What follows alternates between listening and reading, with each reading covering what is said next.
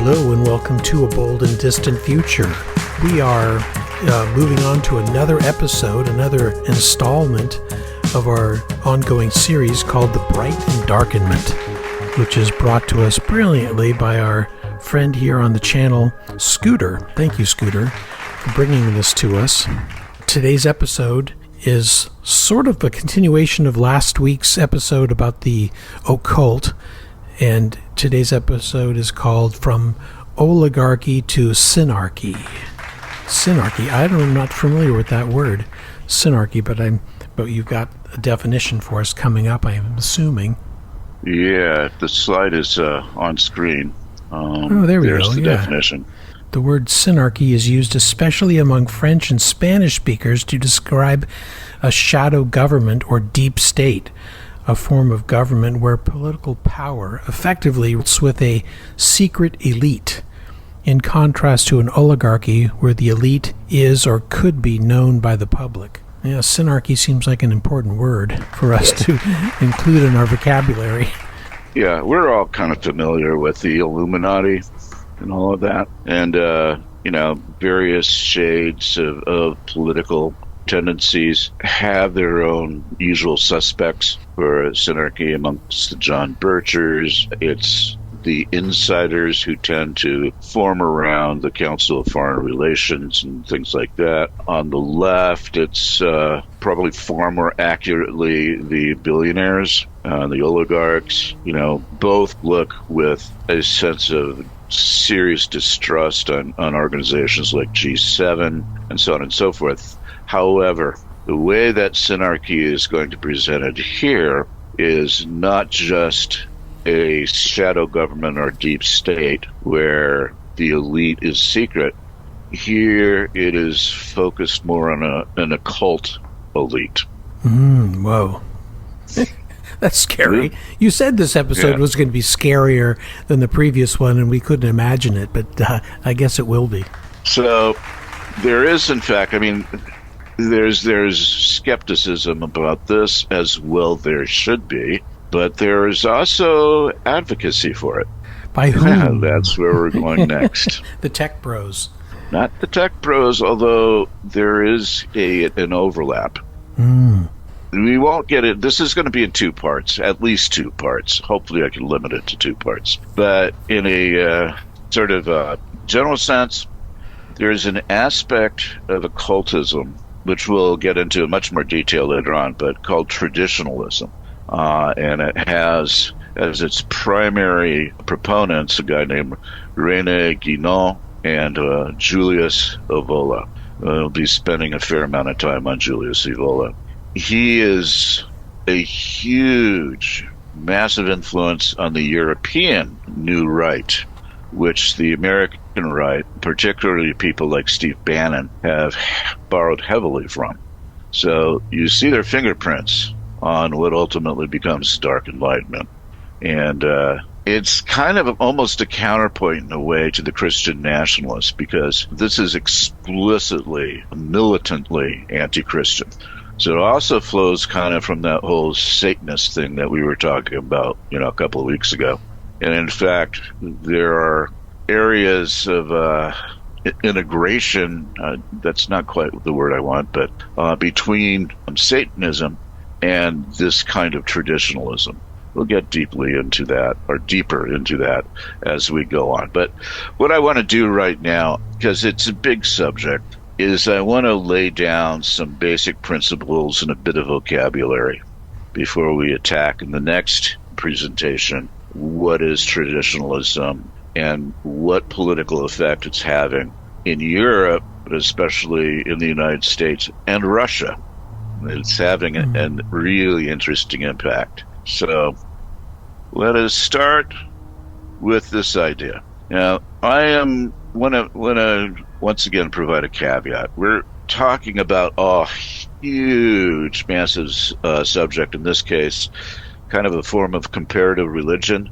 And I do not want to suggest that people who are into perennial philosophy are the same as the characters that I will be getting into later.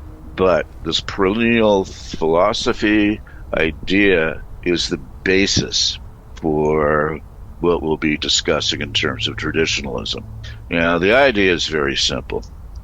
You have the world traditions, the world religions. So the idea, first of all, I want to just say the caveat again. This particular set of beliefs surrounding perennial philosophy, it spans the spectrum. There are all sorts of people of whatever political or religious persuasion would hold to this. And it is basically the belief that Hinduism, Buddhism, the Chinese traditions, plural, Judaism, Christianity, Islam, I probably want to throw in Shintoism for my own reasons here, offer the exoteric, which is how we know them. So these are the belief systems, these are the rituals, these are the religious events and calendars, the sacraments and so on and so forth. These are all exoteric. So these are wide open. Everybody can see these. We all know that Muslims pray to Mecca. We all know that Christians have, baptism. We all know that Jews celebrate the Torah. We all know that the Chinese tradition does whatever it is that the Chinese tradition does. You get the point. But then there's this idea of the esoteric. And the idea there is if you look at this not as a pyramid, but as a road, where the destination is that little triangle at the top. You follow that road, and if you pass from the exoteric into the esoteric, there's a point where they join. All rivers flow to the sea. But it's the esoteric where you start getting into things like contemplative traditions. You start talking about other dimensions and the ability to interact with those dimensions, so on and so forth, for the point where essentially they merge, that all of the work that you're doing in any one of these particular paths ultimately leads to the same goal. And that's going to be pretty important when we get into René Guénon in particular. So that's perennial philosophy. There are a lot of folks that sort of support this, or have written about it, or have done significant work in it. The Aldous Huxley wrote a book called The Perennial Philosophy. There's been a number of other folks that have kind of done a deep dive into this. I'm not sure how to pronounce his name. Frithjof Schwann.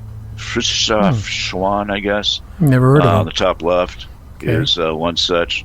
He's written a bunch of books having to do with how these paths tend together as you approach kind of a higher and higher level of understanding. He includes, in this case, American Indian tradition, as opposed to the paths that I've just laid out, animism and so forth. Mircea Eliade is kind of a fascist, does the same thing. He's written books having to do with the nature of the sacred.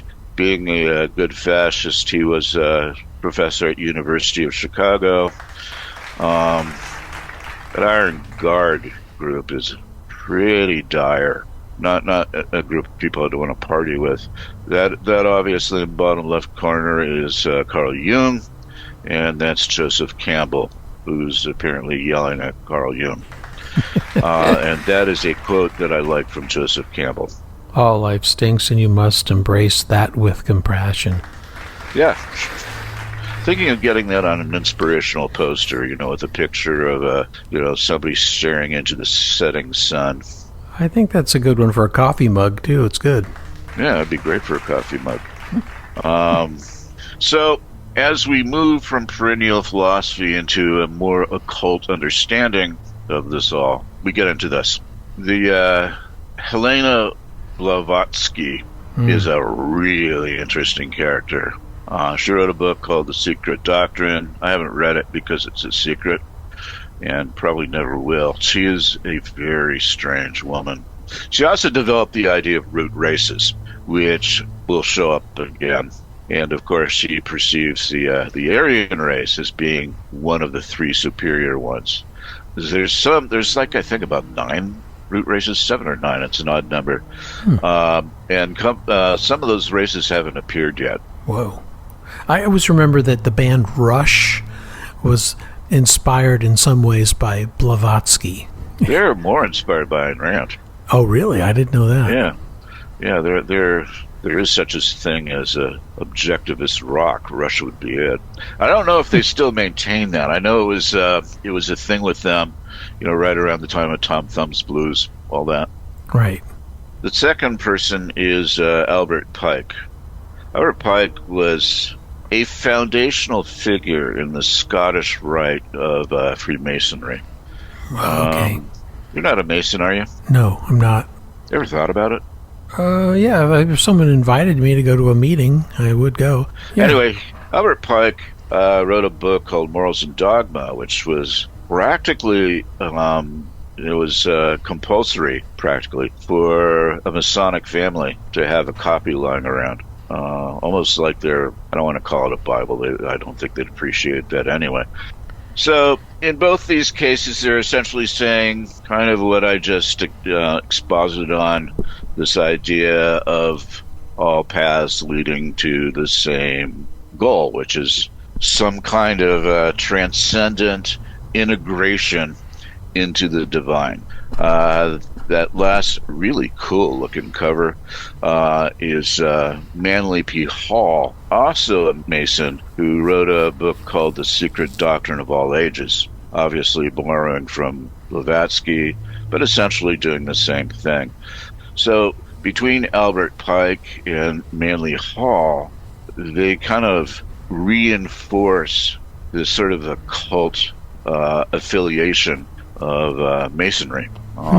Masons, I've noticed, try to disavow these guys, particularly Albert Pike, since he was one of the founding members of the KKK. They kind of want to distance themselves. Really? Albert Pike was an American, is that right? He was a Confederate. Oh, okay. He was in the Confederate Army. He was an officer. I don't know how high. He may have even been a general for all I know. But he, after the war, he got himself really, really deeply involved with the Scottish Rite, to the point where he's actually living in one of their temples. And I think his crypt is in the Masonic Temple in Washington, D.C. And he was also a founding member of the Ku Klux Klan. Wow, I did not know that. Yeah. It's interesting. There might be some things to explore in this direction. How much did Masonry influence the Ku Klux Klan, which is itself a secret organization that everybody knows about? You can find in the Yellow Pages, just like the Masons. Anyway, so now we get into Hermeticism. Hermeticism is probably a fundamental tradition inside Western occultism. So Hermeticism leads to Rosicrucianism. Rudolf Steiner works out of this tradition. Groups like the Order of the Golden Dawn, magical groups, also look to Hermeticism as a tradition that they are the continuation of. So what is Hermeticism? It is based on a series of writings that are attributed to a guy named Hermes Trismegistus, and I'm sure I'm murdering that, who was a legendary figure from the Hellenistic period. He's a synchronist figure of God, the Greek god Hermes, and Thoth, the Egyptian god of wisdom, writing, and knowledge. In fact, those two names are sometimes used interchangeably. Hermes Trismegistus. You want to give that a shot? How would you pronounce that? Trismegistus? Trismegistus? Well, there's that S. Trismegistus? It's a hard one. Yeah. Let's call him Hermes. Is that okay? Hermes Trismegistus. Yeah, try repeating that 5 times. So, much easier to say Thoth. Maybe that's why they made him interchangeable. Yeah. So, big figure, huge figure, and the tradition that he is purported to have founded is called Hermeticism.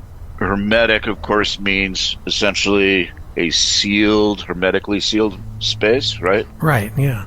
So exactly. that's the idea, that the knowledge contained within Hermeticism is self-contained and impenetrable to all but the initiate. So it involves alchemy. Alchemy is a big part of it, and a lot of little lost knowledge things, certain concepts. And it has grimoires, book of spells, in other words.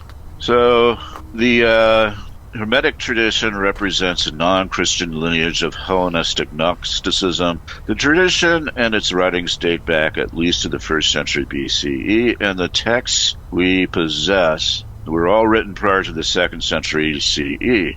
Now, this is coming from a Gnostic site, so take this with a grain of salt. They found some writings in Nag Hammadi that are potentially part of this corpus Hermeticum, but maybe not. I mean, the Gnostics could have just been absorbed into something that ultimately became Hermeticism. Hermeticism as a tradition, as a thought tradition, doesn't date much earlier, I think, than the Middle Ages and probably even the Renaissance. So when they say that this has all been around since, Egypt, I think what they're doing is probably expropriation and pulling the stuff into what has become the corpus hermeticum. Plus, I doubt they can really trace these writings directly to a divine demigod like, Thoth.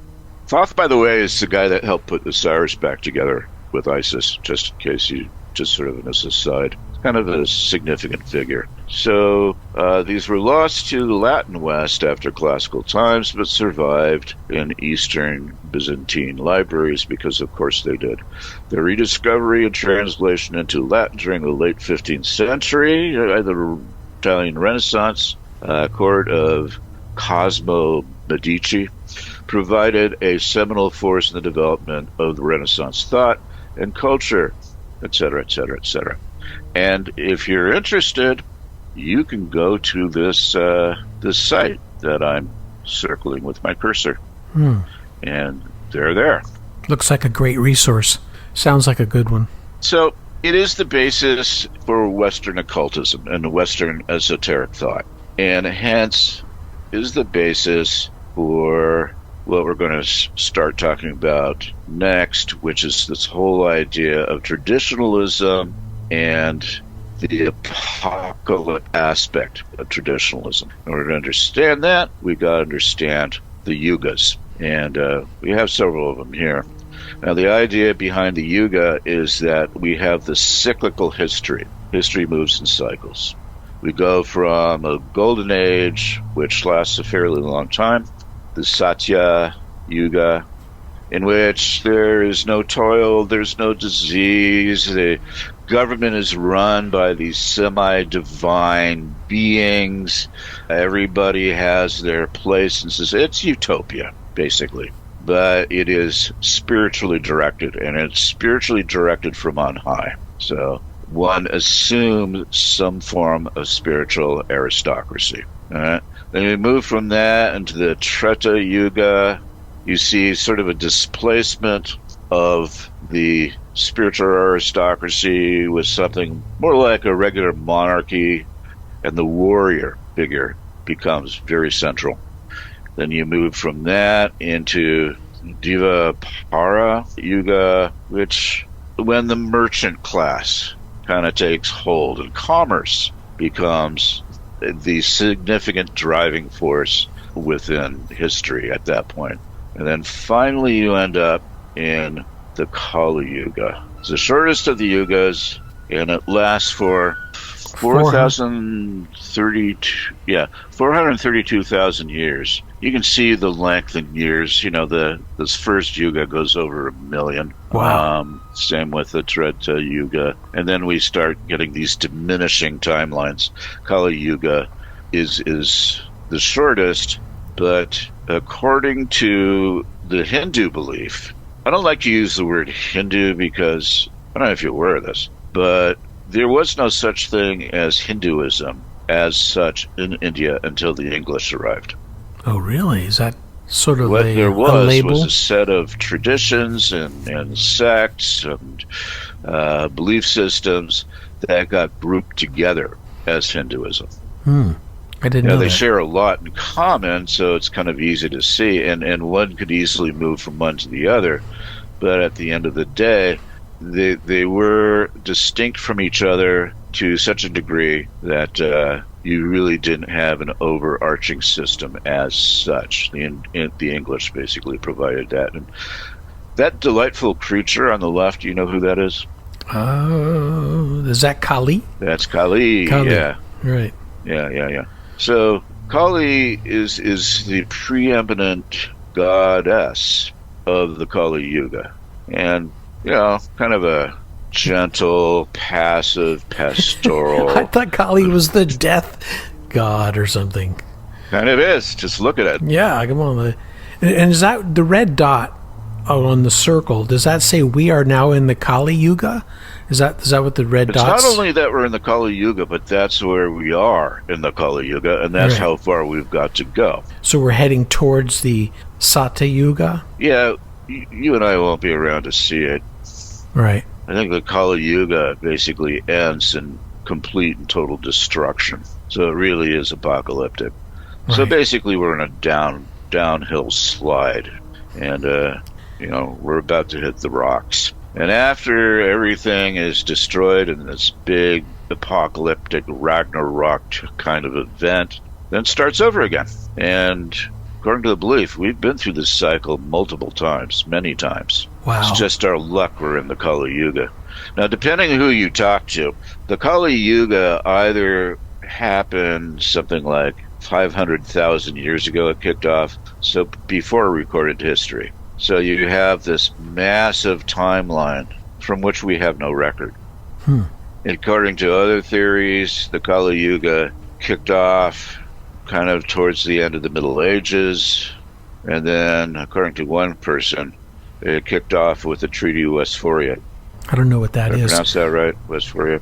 It sounds like we've been stuck in the Kali Yuga for generations. All of our recorded history. Yeah, and maybe it's just a promise of the promised land or something like that we're going to get out of it eventually. But do we ever? Maybe that's the bold and distant future we never achieve. There you go. You should rename this. So, yeah, and it's interesting to me how these ages are the reverse of what we generally think of. Typically, the Iron Age comes before the Bronze Age, right? Here, the Bronze Age precedes the Iron Age, preceded itself by the Silver Age, and then the Gold Age. So that's interesting.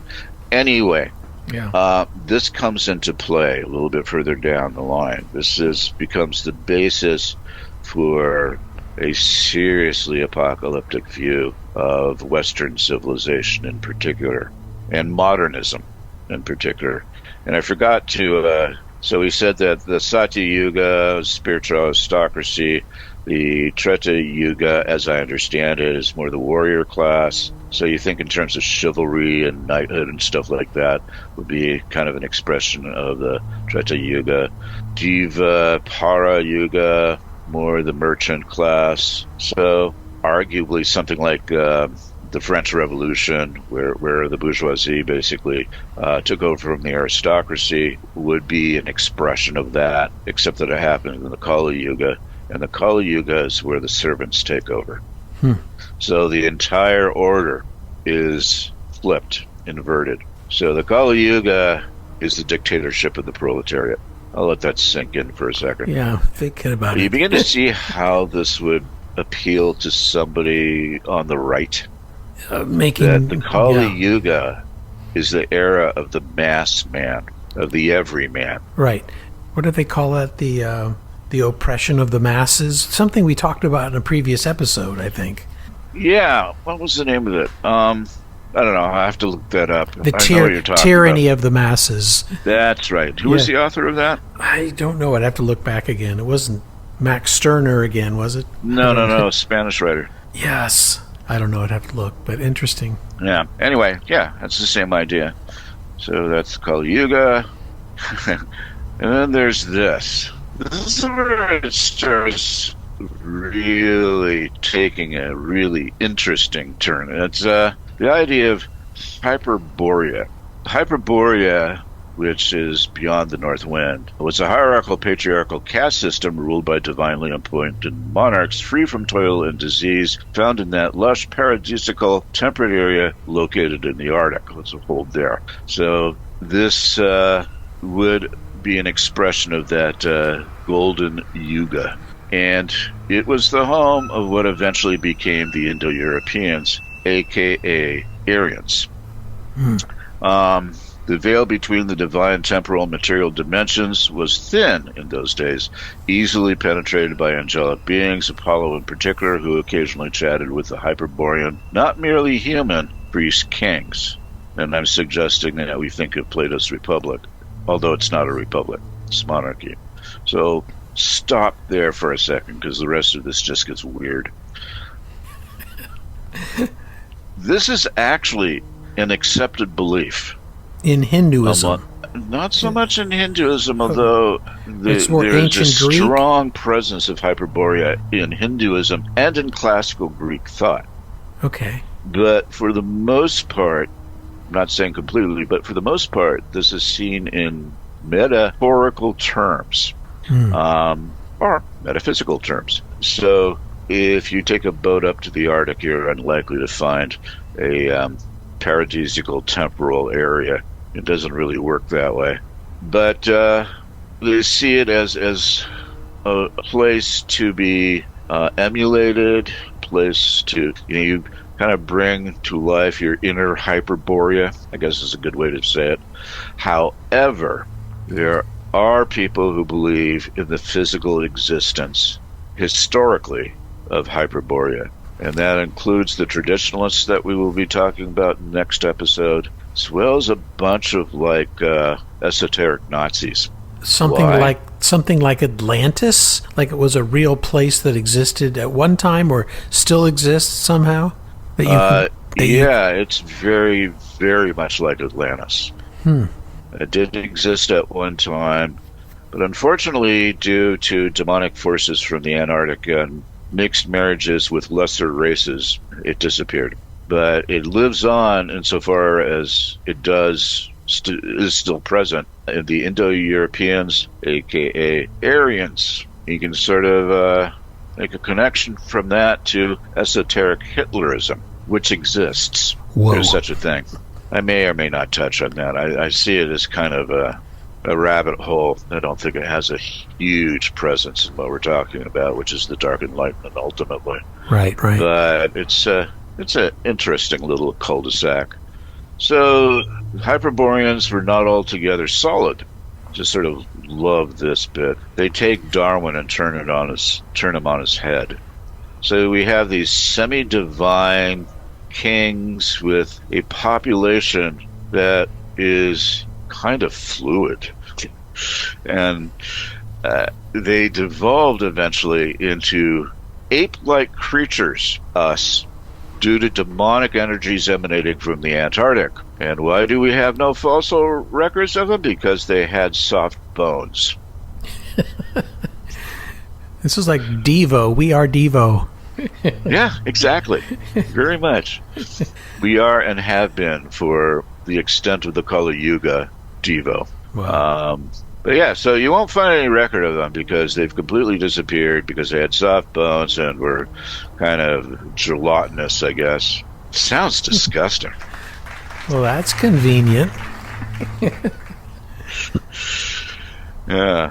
But these guys believe it. And these are not unintelligent people. They're actually quite brilliant in their ways. And they buy into this. This actually is our history. And I wish Craig was still here because this kind of answers one of his questions. Hyperborea is a uranoviral, solar-oriented civilization to be contrasted with its opposite, the telluric, lunar, or feminine civilization. Now, I can't find the reference, but apparently it had a name, and I'm trying to find the name. But there was this specific group of people, a specific race, with which the Hyperboreans interacted with and eventually intermarried, and thus sullied the bloodline.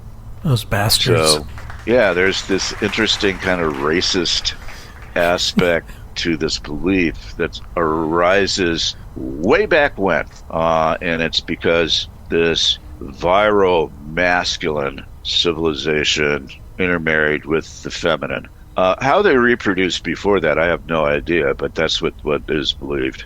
Hyperborea worship male deities as an expression of the highest principle of the universe. So the universe itself reflects what's going on in Hyperborea. You have the aristocracy all the way down to the slave class on a divine level.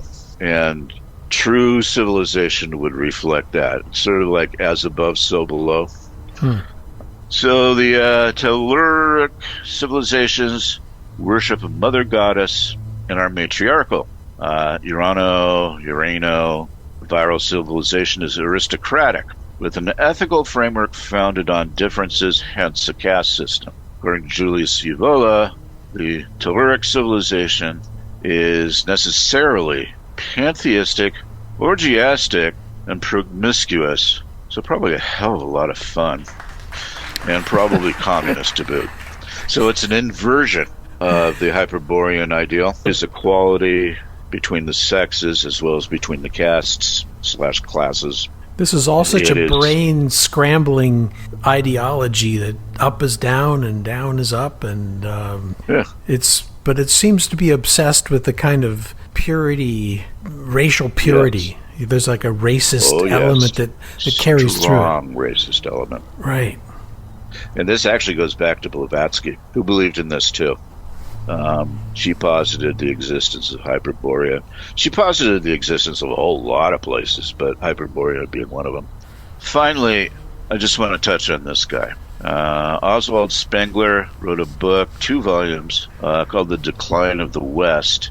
That's a quote from Spengler. It's actually a really good quote. That's another one for an inspirational poster. It's so backwards and contrary to how we are. The one thing I want to point out is everything I've just presented here is in sharp contrast to what I presented before, where you create your own reality, kind of like that book you were mentioning, and you think positive thoughts and make affirmations and make things happen in this kind of weird witchy way, which is the basis of Amway and Tupperware and Norman Vincent Peale's. This guy and the people we will be talking about are the opposite of Norman Vincent Peale.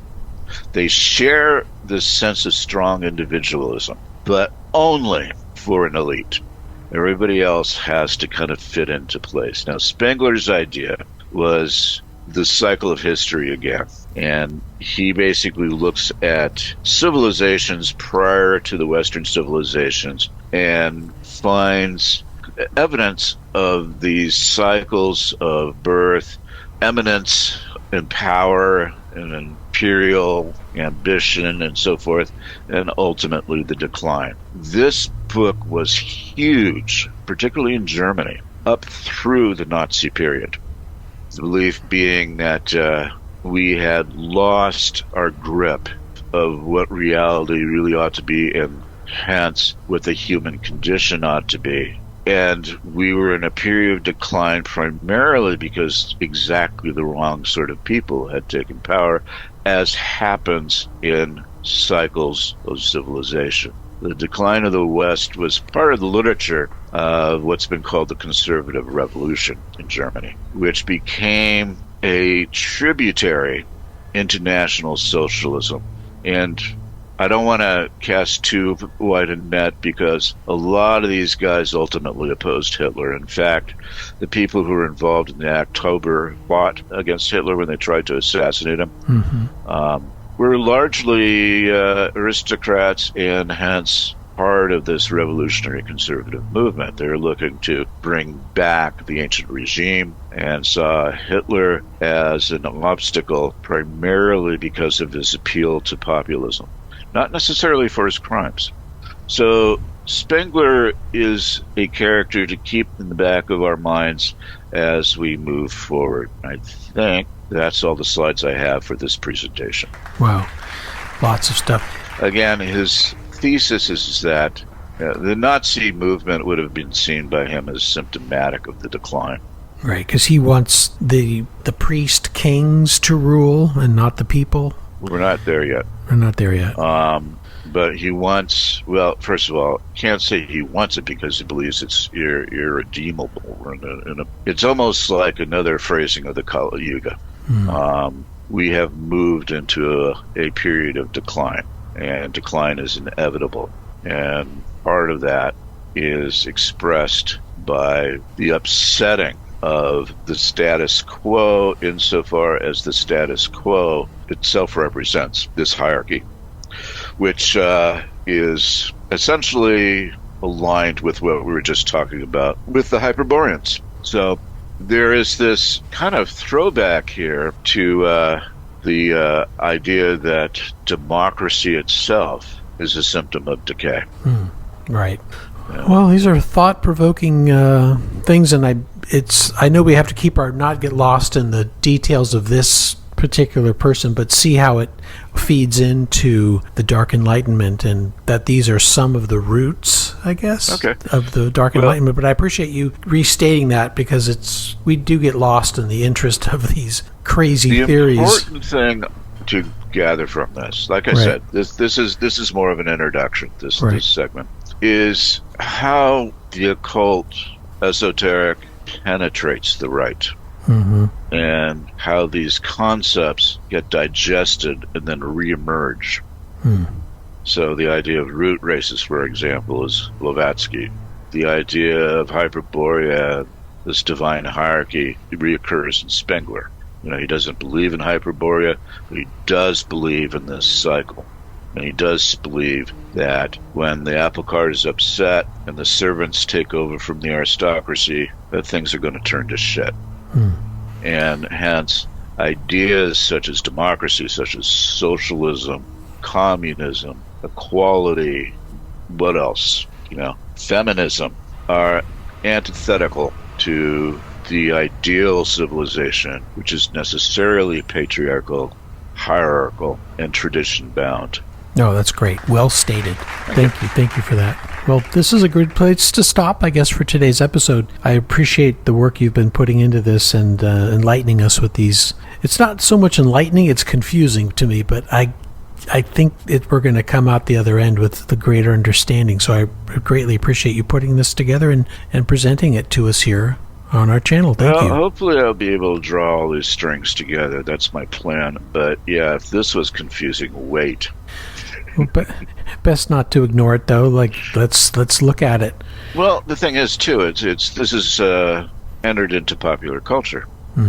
You go to an occult bookstore, you can find books on this stuff. Right. When's the last time you were in an occult bookstore? It's been a while. Maybe in London somewhere. We ran into the wrong bookstore, and then we got scared and we ran out. That's the appropriate response. It's like, okay, we're not going to buy anything here. Let's go. Hey, thank you for being here. Thank you for anyone listening to this ongoing series, The Bright Endarkenment, and we look forward to the next installment and appreciate your work and effort. Thank you. You betcha. All right.